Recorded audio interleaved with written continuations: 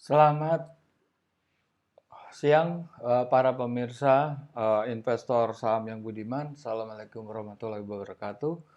Bertemu saya lagi, Budi Setianto, kreator dari Easy Stock. Pada kesempatan siang ini, saya akan membahas saham-saham telekomunikasi yang sudah merilis laporan tahunan 31 Desember 2020.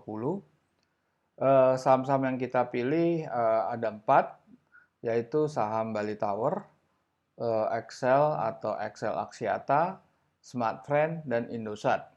Keempat saham itu akan kita pelajari pergerakan harga dan kita prediksi apakah masih memiliki upside potensial atau potensi dari capital gain dengan membandingkan nilai wajar saham-saham itu atau nilai intrinsic value atau yang kita juga kenal true value dengan metode Easy Stock. Easy Stock adalah suatu aplikasi yang sudah bisa diakses secara free dari mobile phone Anda yang berkiblat atau backgroundnya Android, yang berbasis Android. Jadi Anda bisa masuk ke Google Play Store, Anda ketik Easy Stock, oke, Anda akan ketemu lingkaran berwarna merah dan hijau. Anda bisa klik di sini Easy Stock, Anda download. Setelah Anda download, Anda open.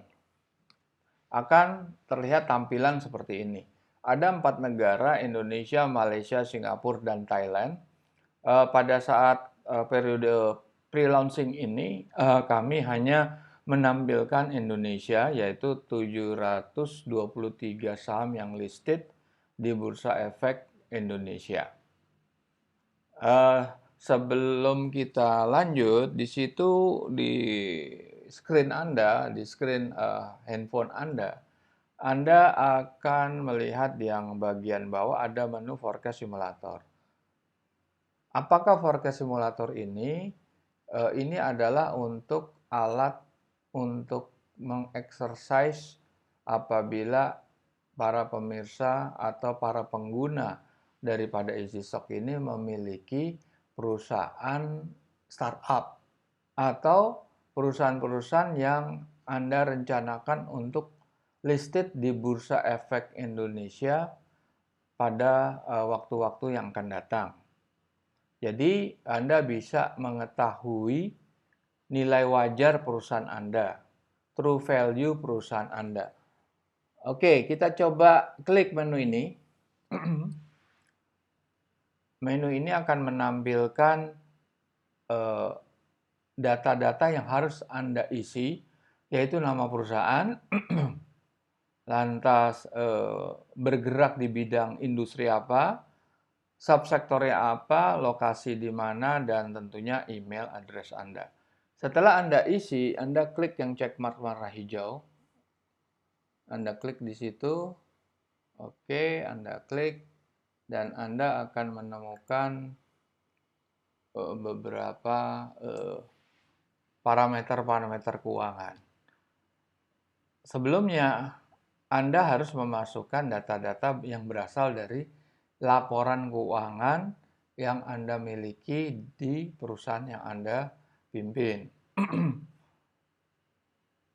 Anda mungkin saja sudah mempersiapkan laporan keuangan tahunan kuartal keempat per 31 Desember 2020, dan di situ Anda bisa memasukkan ada beberapa parameter keuangan.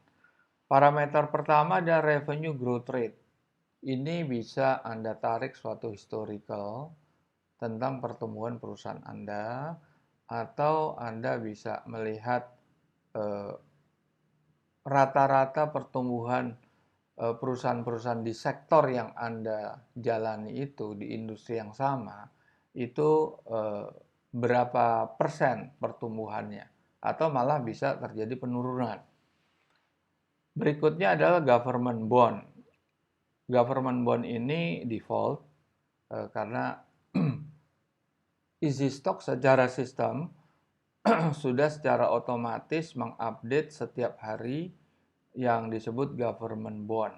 Nah, kita masuk ke ini ya, ke slide berikutnya.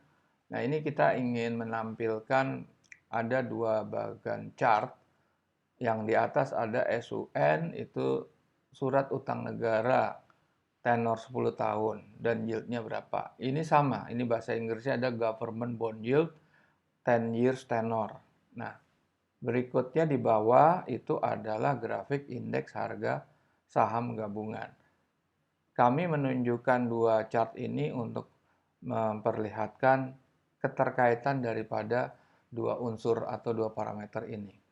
Ini dimulai dari tahun 2020. Nah, itu Anda lihat bahwa SUN itu atau government bond itu yieldnya naik. Naik tinggi sekali di kuartal pertama tahun 2020. Pada saat yang sama IISG itu turun kira-kira sama besarannya. IISG itu turun lebih dari 40%. Government bond yield juga kira-kira naiknya 40%. Nah, itu apa kaitannya? Apakah yang disebut government bond? Government bond yield itu adalah suatu surat obligasi yang diterbitkan oleh negara dengan jangka waktu atau tenor 10 tahun yang dijual ke pasar global.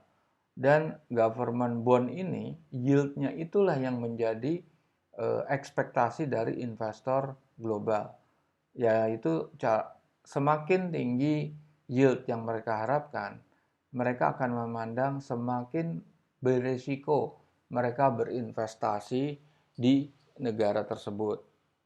Dan apabila government bond yield itu turun, mereka akan merasa lebih rileks karena tingkat risiko lebih rendah, sehingga mereka hanya mengharapkan tingkat yield yang lebih rendah daripada masa sudut pandang risiko suatu negara itu dipandang lebih tinggi.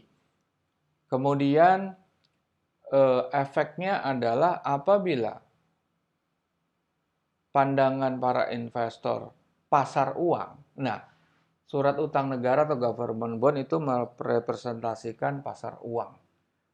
Nah, apabila mereka mengharapkan yield yang lebih tinggi, tentunya terjadi switching perpindahan dana dari pasar modal, yaitu pasar saham, ke pasar uang. Mereka akan masuk ke instrumen-instrumen di pasar uang. Salah satunya adalah government bond. Bisa masuk kepada corporate bond, bisa masuk kepada instrumen-instrumen keuangan lain seperti medium term note, deposito, dan lain sebagainya. Nah, ini terlihat bahwa ukurannya apabila government bond itu naik, Anda bisa cek di isi stok, setiap hari itu berubah angkanya. Sekarang itu angkanya 6,81. Ini diperoleh secara otomatis dari situs-situs resmi seperti CNBC, Bloomberg, dan IBPA atau Bank Indonesia. Nah, Anda bisa mengukur secara teori kalau government bond yield itu naik, indeks saham akan kemungkinan turun. Begitu juga sebaliknya. Oke, sekarang kita masuk di handphone Anda, di monitor handphone Anda. Itu ada parameter capital expenditure, belanja modal. Belanja modal tentunya bisa jadi tidak semua perusahaan melakukan investasi belanja modal. Investasi belanja modal ini terkait sama masalah pengembangan, terkait masalah pembelian alat produksi untuk ekspansi, terkait kepada pengembangan usaha, yaitu bisa membuka cabang baru, memperluas cakupan distribusi, membeli hak paten, menempatkan beberapa fasilitas yang ditujukan untuk meningkatkan penjualan di masa yang akan datang. Nah, belanja modal ini tidak terlalu banyak dibahas secara umum, padahal di sini mereka memiliki peranan yang signifikan. Karena capital expenditure itu banyak analis yang menganggap karena mereka dibiayai oleh dana pihak ketiga, yaitu perbankan misalnya atau obligasi, dan yang sifatnya bersikap dibayar secara installment atau cicilan. Jadi mereka kadangkala mengabaikan keberadaan capital expenditure. Ini menurut sudut pandang EasyStock ini salah besar, karena capital expenditure itu terutama untuk perusahaan-perusahaan yang capital intensive seperti telecommunication. Anda bisa lihat laporan keuangan Indosat, Excel, atau Friend. Tiap tahun mereka spending sekian triliun untuk government bond. Untuk capital expenditure. Karena apa? Karena mereka harus keep up sama teknologi baru. Jadi mereka harus tetap melakukan pengembangan yang tidak pernah berhenti, continuous development, continuous technology improvement. Nah, berikutnya adalah net income after tax. Nah, banyak analisa-analisa yang dibahas di publik itu tidak menangkap atau tidak memberikan poin yang tinggi kepada net income after tax. Tapi mereka lebih menekankan pada EBITDA, yaitu earning before. Jadi pendapatan sebelum pajak, interest, depreciation, dan amortization. Padahal pajak itu tetap harus dibayar. Kalau dia menunda pajak memang bisa, tetapi kan mereka akan kena denda. Dan apa akibatnya kalau penundaan pembayaran pajak itu berarti akan didobel. Pajak itu tidak bisa diabaikan begitu saja. Berikut adalah utang jangka pendek dan utang jangka panjang. Nah, di antara itu ada intrinsic value discount. Ini adalah default karena kita memakai rumusan kita menggunakan rumusan Benjamin Graham. Jadi dasar appraisal saham EasyStock atau valuasi EasyStock itu adalah mengikuti paham Benjamin Graham, adalah seorang profesor yang hidup di zaman tahun 40-an, adalah profesor Columbia University di USA yang mengarang buku Investment Classic, Security Analysis, dan Intelligent Investor yang banyak dianggap sebagai Bible dari value investor di seluruh dunia. Dan Benjamin Graham itu adalah guru dari Warren Buffett. Tentunya para pemirsa tahu Warren Buffett adalah investor kelas dunia yang selama 40 tahun terakhir selalu berada di posisi 5-10 besar terkaya di dunia. Dan hanya satu-satunya orang terkaya di dunia di bracket 5-10 besar yang tidak meng-create perusahaan dari awal, tapi dia hanya melakukan investasi di perusahaan yang sudah ada.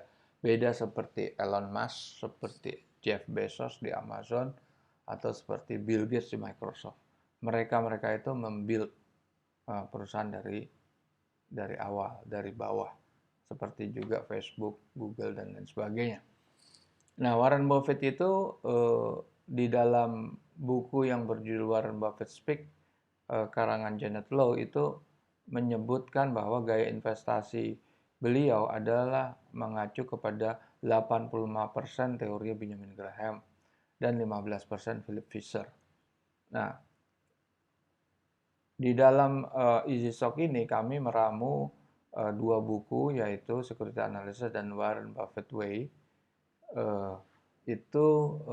Kita berhasil mendapatkan hak intellectual property right selama 50 tahun dan kita aplikasikan di dalam aplikasi Easy Stock di mobile phone ini. Warren Buffett sendiri itu 15% dari keputusannya itu dipengaruhi oleh buku yang dikarang oleh Philip Fisher, yaitu Common Stock and Uncommon Profit. Buku ini tidak membahas spesifik number, tapi buku ini membahas kepada manajemen atau nilai-nilai kualitatif seperti leadership style, karakter daripada CEO perusahaan, kekuatan dari distribution channel, kekuatan dari brand name daripada produk, kekuatan dari sales force, organization, secret recipe dan lain sebagainya. Jadi di dalam Easy Stock tidak mungkin bisa mengcombine analisa dari Philip Fisher karena itu bersifat kualitatif atau abstrak. Nah,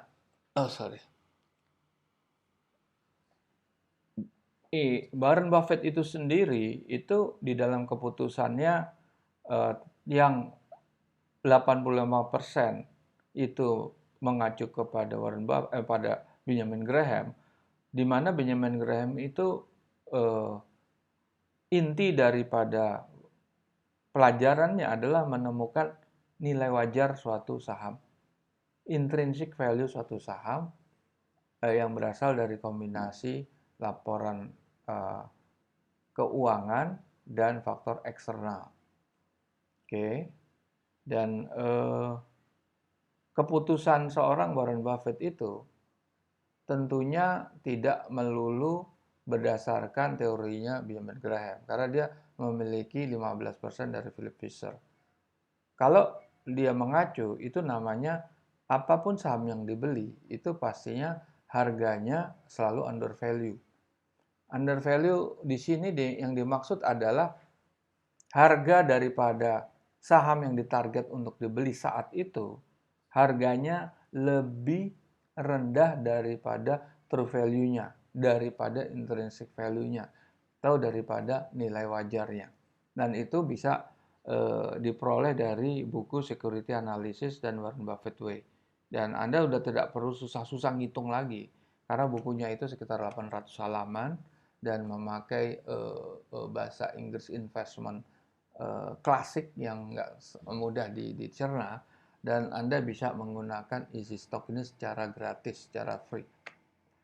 Dan gaya Warren Buffett itu bisa terlihat bahwa tidak sepenuhnya dia mengambil keputusan berdasarkan teorinya Benjamin Graham itu pada saat dia membeli saham Coca-Cola. Saham Coca-Cola dibeli pada saat overvalue.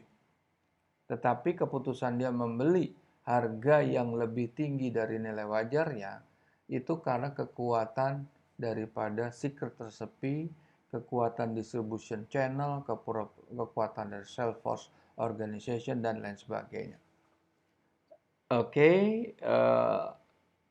dan kita coba kupas lagi apa sebetulnya rumus yang kita gunakan di dalam Easy Stock. Di situ ada bagian how stock valuation works. Nah, di situ Anda bisa lihat bahwa semua data itu diekstrak dari laporan keuangan yang dirilis oleh semua emiten yang terposting dalam websitenya Bursa Efek Indonesia, atau apabila belum terposting di sana, umumnya mereka sudah posting di official company website. Nah, kita akan mengekstrak beberapa poin-poin financial statement dari profit and loss, cash flow statement, dan balance sheet. Nah, tentunya kita tidak di dalam hal perhitungan ini kita akan menemukan dua jenis laporan keuangan. Pertama, laporan keuangan yang seperti ini. Laporan keuangan yang kita sebut sebagai shortlist financial report. Nah, kita tidak menggunakan ini karena di sini tidak ada komponen-komponen capital expenditure, tidak ada komponen-komponen depreciation, tidak ada komponen-komponen non performing loan, tidak ada komponen-komponen pendapatan dan biaya lain-lain yang tidak termasuk kepada core bisnisnya. Nah, ini hanya bisa ditemukan di laporan keuangan long list. Laporan keuangan long list itu biasanya terdiri dari paling sedikit 50 halaman. Paling banyak bisa 400 halaman. Nah, sedangkan laporan long list biasanya cuma 1 lembar. Shortlist, sorry. Laporan shortlist itu cuma 1 lembar atau maksimum 2 lembar. Nah, ini sangat tidak komprehensif dan semua aspek-aspek di dalam accounting gimmick, accounting trick itu sudah terakomodasi di dalam aplikasi EasyStock yang ada bisa akses secara free.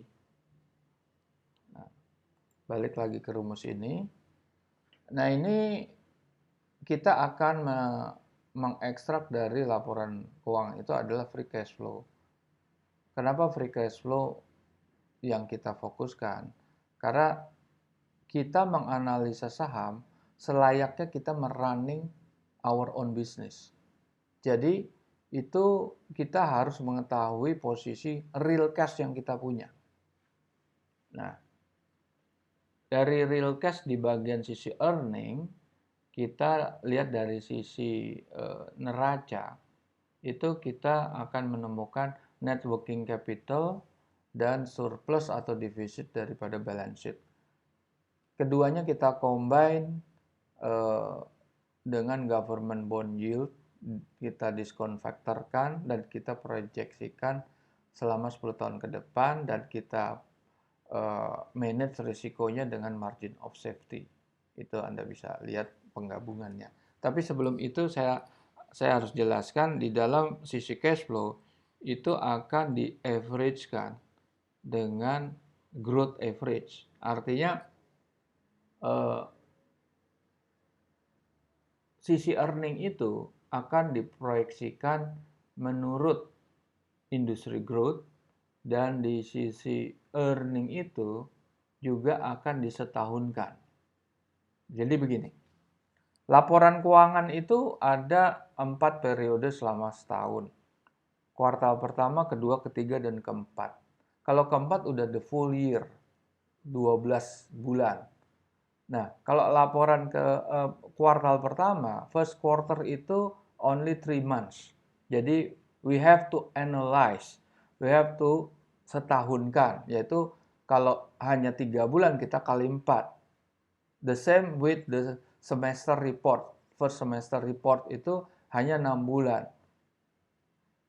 Makanya kita harus mengalihkan 2. We have to double it to become 12 months. Itu untuk kuartal kedua. Kuartal ketiga yang berakhir pada 30 September setiap tahunnya, itu kita kalikan 4/3. Jadi intinya kita harus memprediksikan sampai dalam 12 bulan. Nah, kalau sekarang ini kan posisi yang kita bahas adalah laporan keuangan tahunan. Laporan keuangan tahunan tuh ya sudah 1 tahun. Nah, dari kombinasi-kombinasi formulasi itu keluar 2 angka. Nilai wajar tertinggi dan nilai wajar terendah. Apabila Anda adalah pemain chartis, Anda adalah analis daripada technical chart, Anda jelas sangat familiar dengan namanya support and resistance. Ini intinya sama. Jadi sebetulnya di dalam dunia pasar modal, ini kondisinya umumnya sama. Pemain-pemain pasar modal itu 10% jumlah pemainnya itu ada real investor atau institutional investor. Mereka sering disebut investor bandar. Investor yang menggerakkan atau memobilisasi lebih dari setengah dana yang berputar di pasar modal. 90% jumlah pemainnya adalah retail investor. Kita bisa sebut itu spekulan. Individual investor termasuk banyak di antara kita yang merupakan hanya sebagai retail investor atau individual investor. Nah, kondisi di pasar modal dunia, mereka melakukan analisa, hanya dua analisa, yaitu fundamental dan teknikal. Fundamental itu mengacu kepada laporan keuangan, teknikal itu tidak melihat sama sekali kepada eksistensi daripada laporan keuangan perusahaan. Mereka hanya lihat pergerakan harga. Sama sekali tidak melihat performance dari laporan keuangan. Technical itu ada yang profesional dan ada yang amatir. Tentunya real investor atau institutional investor juga banyak juga menggunakan analisa teknikal, tapi mereka levelnya sudah profesional. Sedangkan analisa fundamental ada yang bersifat umum, ada yang stock valuation. Stock valuation itu adalah yang kita gunakan di Easy Stock, yang menggunakan beberapa komponen-komponen parameter yang komprehensif. Sedangkan laporan analisa fundamental yang umum itu tidak komprehensif dan cenderung analisa terbatas sehingga hasilnya kurang relevan dan tidak akurat. Analisa fundamental berikut adalah yang mengacu kepada data-data kualitatif. Data-data yang tidak bisa di-quantify, tidak bisa dihitung secara angka, tapi hanya perkiraan-perkiraan. Nah, banyak juga para profesional itu menggabungkan analisa fundamental dan teknikal. Nah, ini analisa teknikal itu sangat populer di seluruh dunia. Mungkin 90% itu pemain saham itu sangat familiar atau malah yang menggunakan analisa teknikal.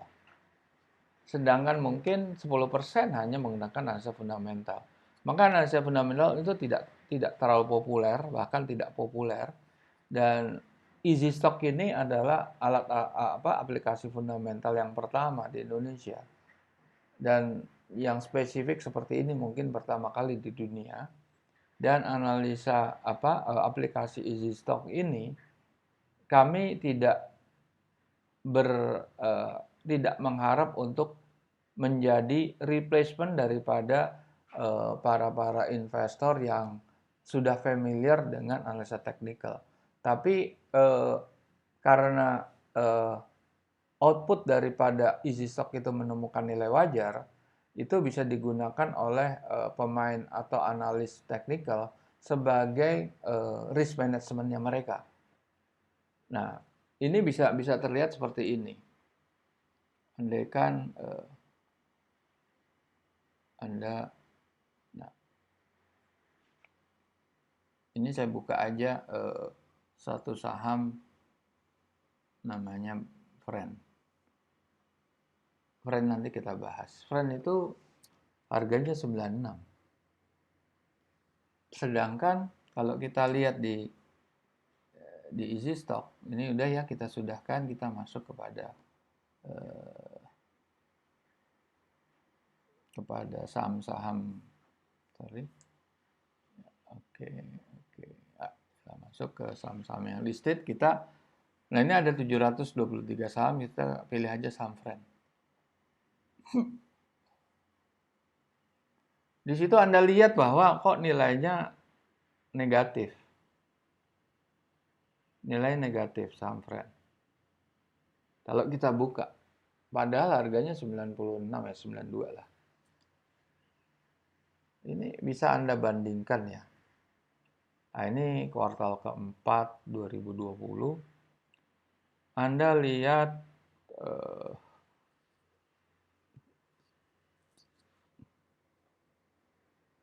Friend ini mengalami kerugian, net income after tax minus 1,5 triliun. 1,5 miliar, 1,5 triliun ya, 1,5 triliun ya. Oke. Dia merugi 1,5 triliun. Tetapi free cash flow-nya tetap positif 895 miliar. Oke, berarti positif ya. Tapi kenapa angkanya bisa negatif? Nah, Anda bisa lihat lagi di situ sisi neraca. Sisi neraca Anda lihat net current assetnya 1 triliun. Utang jangka pendeknya itu aja sudah min 8 triliun, udah 8 triliun.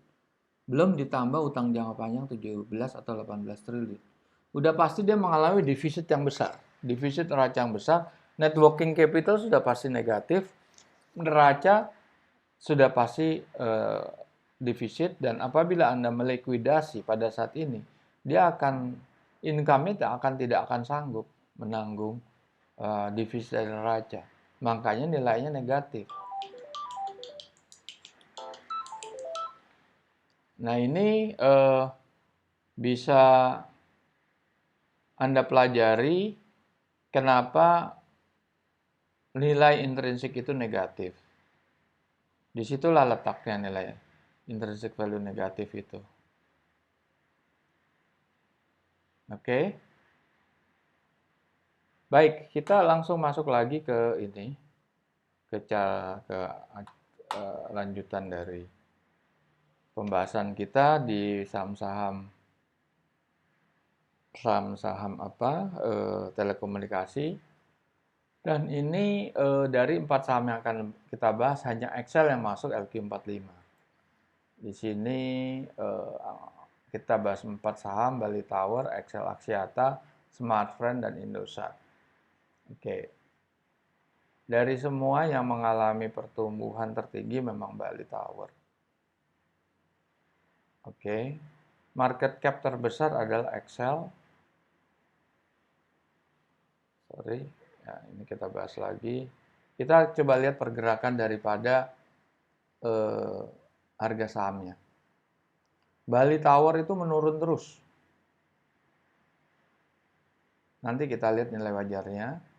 Bali Tower tuh tidak ada upside-nya sama sekali selama ini. Dia downside terus.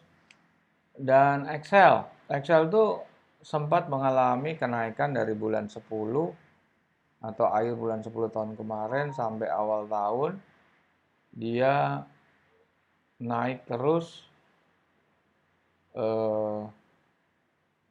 sampai 45%. Dia naik sampai 45%. Dan tapi dia mengalami penurunan kembali. Penurunan yang cukup tajam, 45%, turun lagi sebesar kira-kira ya juga 40% juga. Nah, apakah Excel itu punya aspek potensialnya atau potensial gain-nya di masa datang? Friend, tadi kita lihat, Friend ini naik 58%, tapi valuasinya negatif. Kenapa bisa begini? Nah, balik lagi, saham-saham yang ada di Indonesia itu memang jumlah saham yang beredar atau dijual ke publik itu tidak lebih dari 50%. Malah ada yang 20%. Jadi bergerak antara 20 sampai 50. Jarang yang di atas 50% itu jarang. Lain nama perusahaan-perusahaan yang ada di Wall Street. Perusahaan yang ada di Wall Street itu jumlah saham yang dijual ke publik itu bisa sampai 70%, 80%. Atau bahkan ada yang 100%. Seperti General Electric itu 100% dimiliki oleh publik. Nah, disitulah yang sulit. Kenapa perusahaan-perusahaan kita tidak bisa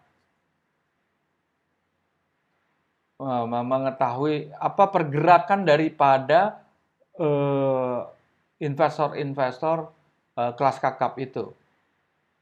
Nah, disitulah perlunya kita ketahui bahwa jumlah saham yang beredar atau yang dimiliki oleh publik untuk pasar modal di Indonesia adalah rendah. Oke. Kita lihat lagi saham Indosat. Saham Indosat itu mengalami capital gain yang luar biasa. Ini luar biasa, habis itu flat terus dia. Itu tuh flat terus gitu. Jadi dia eh, sempat mengalami kenaikan 1,5 kali. 1,5 kali kemudian turun flat. Inilah yang nanti kita akan pelajari berapa nilai wajarnya. Nilai wajarnya kita pelajari nanti. Sekarang kita lihat kondisinya seperti itu. Nah, kita lihat newsnya. Indosat. Kenapa Indosat bisa naik sampai seperti ini? Atau newsnya apa? Dia menjual 4.000 unit menara yang mereka miliki ke perusahaan milik Jarum, yaitu TOWR, Sarana Menara Nusantara. Artinya dia akan memperoleh capital gain daripada penjualan. Nah, tetapi ini kan aktivitas penjualan ini akan berlangsung secara bertahap. Tapi sudah memberikan sentimen yang positif.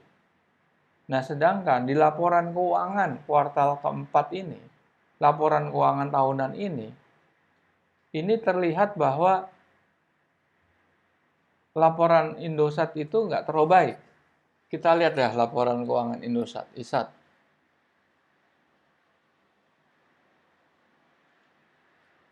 Nah, itu kita lihat.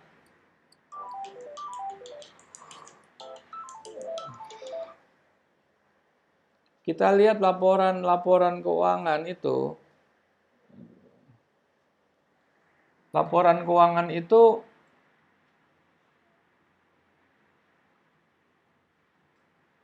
nah, ini tercermin dari nilai wajar saham tertingginya dan nilai wajar terendahnya. Di situ terlihat nilai wajar tertingginya 2.600. Closing price-nya itu 5.600. Artinya harganya sudah terlalu tinggi dibandingkan nilai wajarnya. Nah, itu kita nggak tahu apa yang terjadi di masa datang pada saat dia menerima uang dari penjualan menara itu. Kita nggak tahu gitu. Kita nggak tahu pada saat itu nanti gitu. Nah,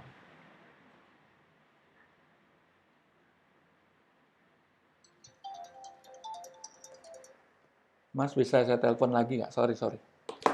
Iya. Eh,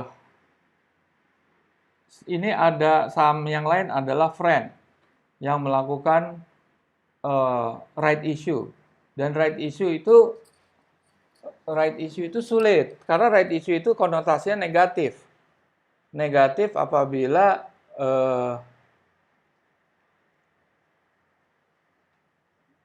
dia akan negatif karena dia akan menambah jumlah saham yang beredar.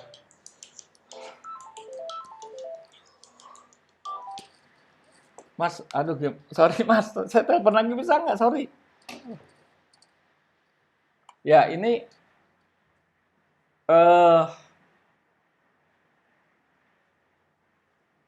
saham-saham ini informasi ini sekarang kita lihat. Excel Axiata itu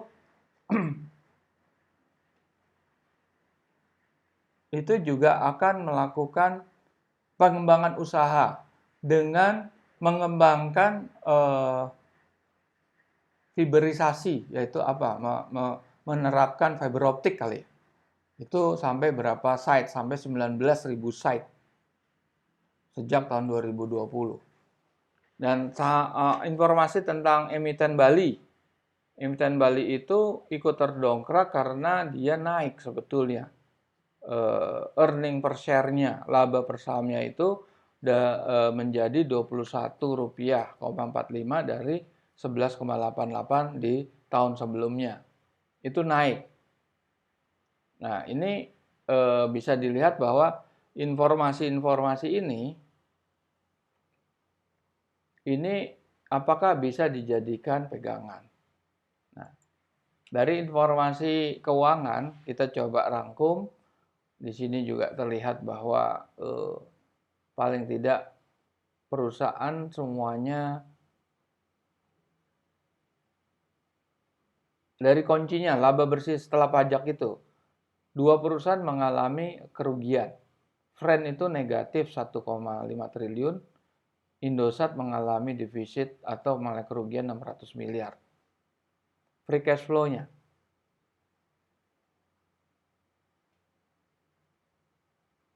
Ya. Free cash flow-nya mereka semua sih positif semua karena ada eh, pendapatan lain-lain yang positif ya atau akumulasi penyusutan yang besar sedangkan belanja modalnya di bawah dan itu free cash flow-nya bisa nutup biasanya. Oke, di sini tidak tercantum free cash flow tapi kita bisa lihat lah friend tadi free cash flow-nya berapa.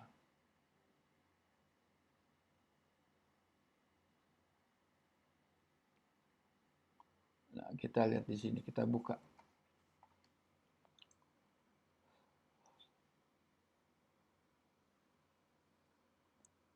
Nah, free cash flow-nya Friend tuh positif, padahal dia itu labanya minus 1,5 triliun.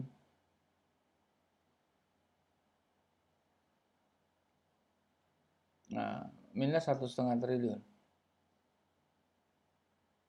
Oke. Jadi laba yang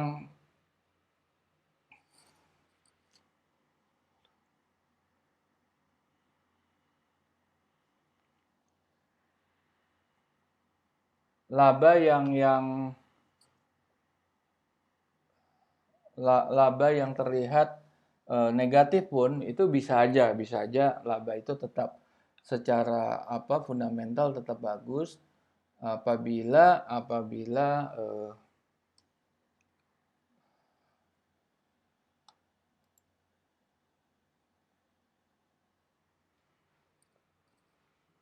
oke, coba kita lihat sekarang pergerakan earningnya kalau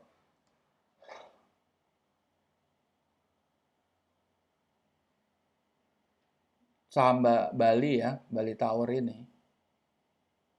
Itu kita lihat net profitnya flat, net working capitalnya turun, dan free cash flow-nya juga flat. Kita lihat lagi Excel.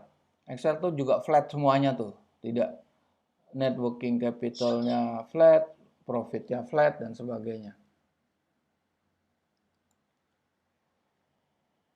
Friend juga flat.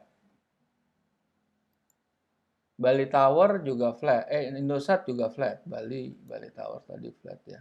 Semua flat semua nih. Semua flat semuanya. Oke.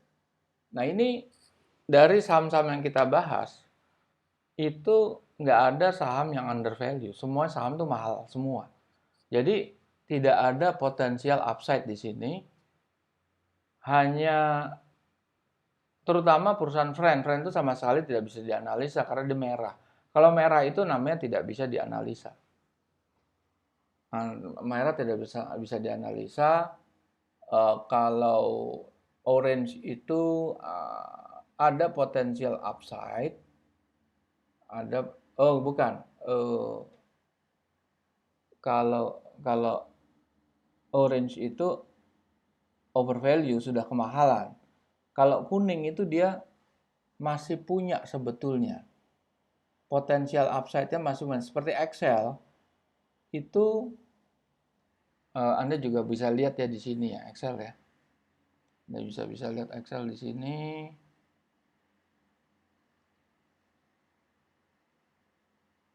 Anda bisa lihat bahwa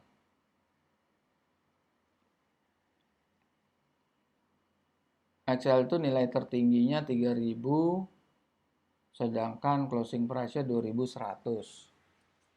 Nah,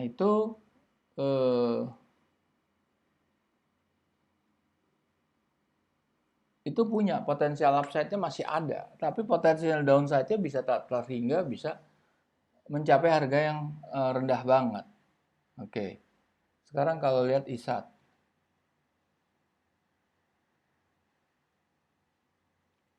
ISAT tuh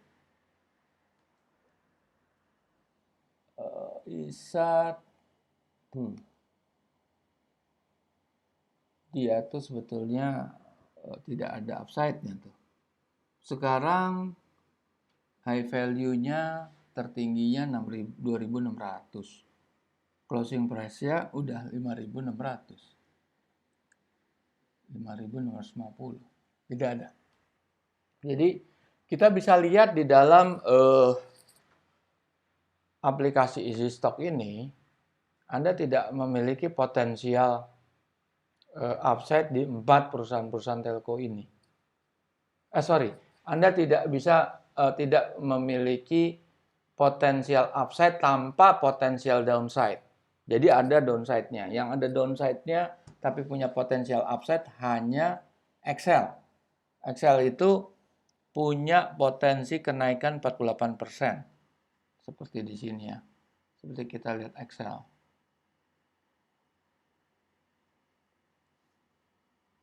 Excel itu punya potensi 48% profit. Tetapi potensial downside-nya tinggi. Juga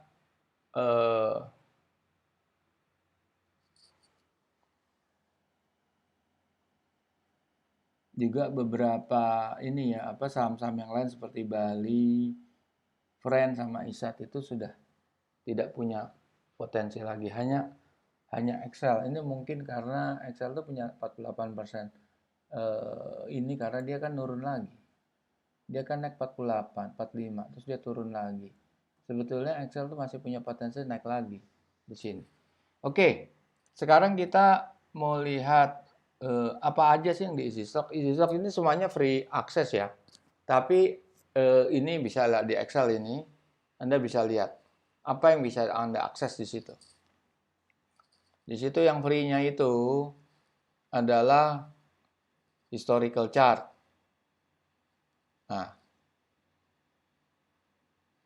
ada 1 minggu, 2 minggu, sampai 6 bulan. Oke, di situ ada company profile, video profile, itu juga free. Anda bisa lihat sendiri. Nah, ini forecast simulator ini sebetulnya ini berbayar. Bukan berbayar, memang ini berbayar. Kita udah charge ini harganya 150.000 per bulan. Nah, ini kita lihat ya. Coba. Ini closing price-nya 2150, high value-nya 3.182, berarti ada upside-nya ya. Sekarang kita robah, kita mau growth-nya 5%. Tapi government bond-nya kita bilikin 8. Apa yang terjadi di sini? Tadi kan 3.180 ya. Berubah jadi 3.495. Tapi potensial downside-nya lebih besar lagi di sini.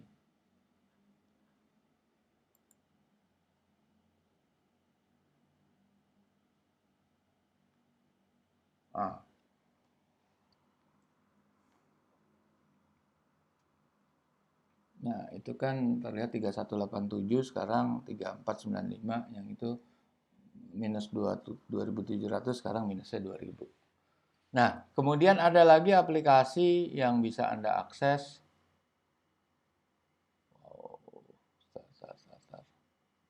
Oke, itu Best Stock Selection. Nah, di sini ada beberapa ini ya, komponen-komponen yang bisa Anda sort: overvalue, undervalue, dividen, price rank, volume rank, dan sebagainya. Kita pilih undervalue. Kita pilih, ya ini banyak sekali nih. Anda bisa pilih dividen, revenue growth, return on equity, debt to equity. Anda pilih ini, kita ambil aja yang volumenya 2 juta. Apa yang keluar? Yang murah yang masih undervalue. Nah ini, saham-saham ini. Ini masih murah nih. Saham-saham ini masih murah, banyak saham-saham ini masih murah. Nah, banyak ini saham yang murah. Oke, Anda bisa menggunakan easy stock ini, Anda bisa exercise dulu secara perlahan. Anda bisa mainkan dulu. Setelah Anda merasa ingin masuk ke advance, Anda bisa masuk ke premium apps. Anda bisa bayar 150.000 dan silakan Anda menggunakan easy stock sebagai alat ukur dari tingkat risiko yang ingin Anda jalankan di dalam permainan saham, karena bermain saham itu banyak dianggap itu pekerjaan perjudian. Oke, sampai saat ini saya pamit. Assalamualaikum warahmatullahi wabarakatuh.